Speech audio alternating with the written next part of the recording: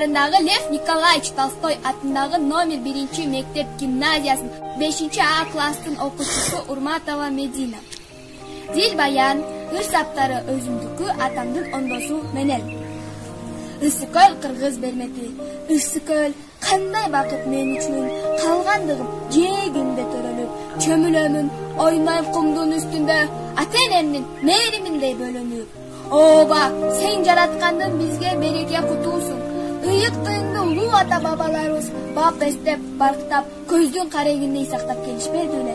Менин таятамдын айтканы боюнча, Ысыкөлдө жашап өткөн Калгул деген Оңуя атанын сөзүн эстедим. Ал, о элим, Ысыкөлдү таза сактап, ушул жерден кетпегиле, депти.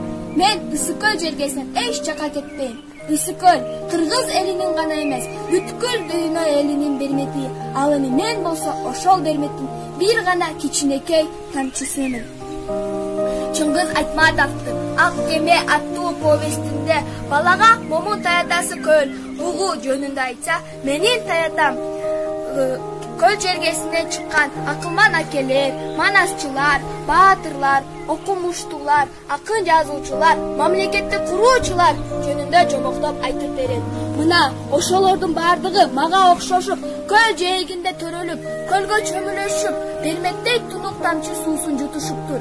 Мен азыр ойлоп турам, алар менден кичинекей кезинде кантип жашашты экен деп.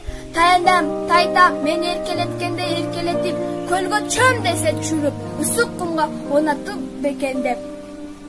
Азыркы учурда мен балалыктын бакыт кушумун.